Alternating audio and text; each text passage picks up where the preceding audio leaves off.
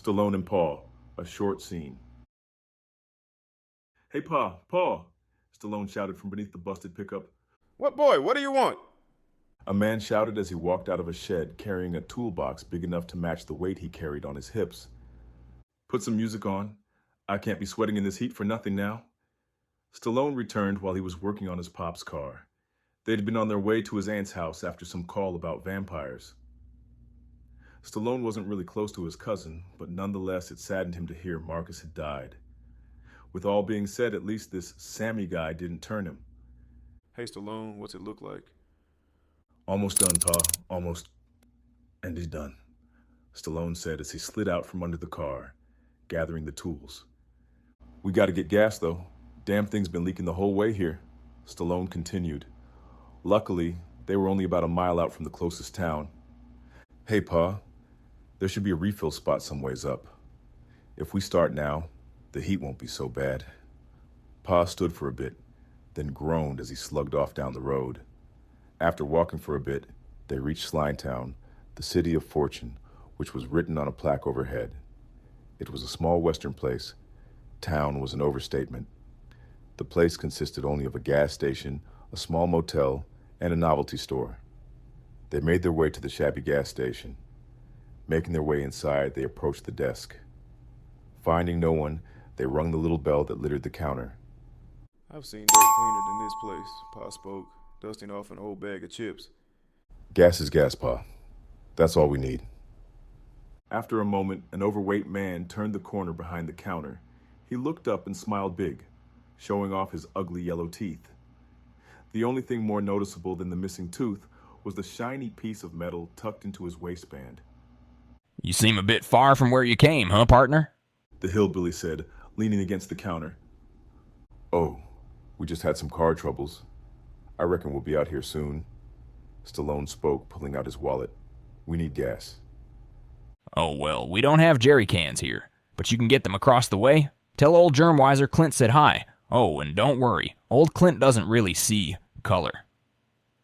The hillbilly returned, pointing at the novelty store. Stallone turned to walk as Pa tipped his hat, following behind. Walking back out into the heat, they approached the beat-up shack entering. Excuse me, Mr. Germweiser? Pa called out, pulling his slacks back up as they began to slouch. In here.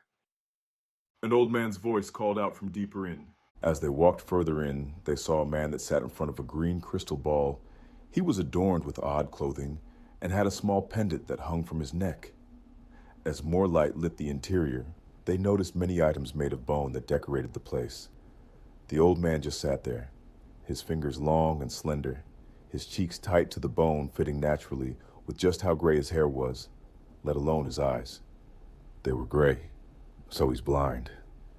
Sit, and then we can commune. Look, I'm just looking for a damn jerry can. Clint sent us. Pa spoke, backing him up. I require a payment you can't cash. Germweiser spoke again. How much then?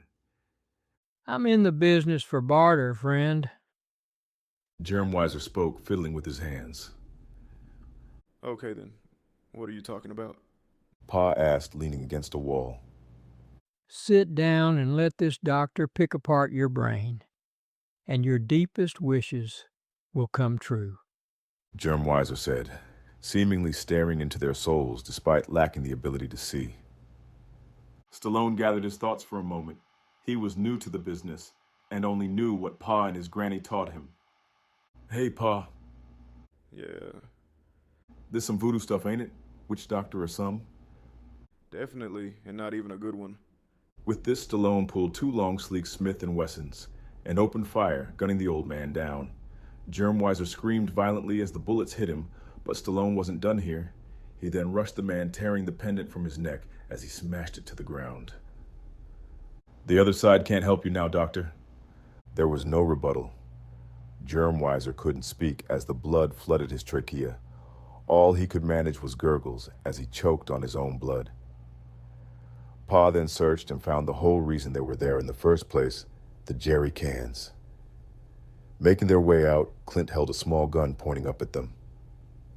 What did you do? Well, I let the witch doctor meet his friends.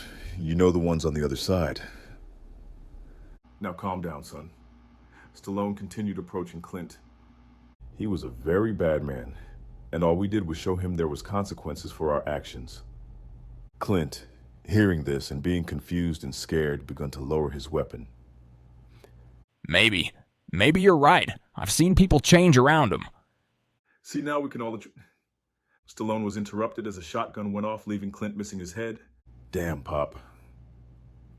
A witness that doesn't speak up becomes collateral to justice. Whatever you say, Pa. Regardless, we ought to get back on the road. I'm not letting the death of Marcus Stevens slide.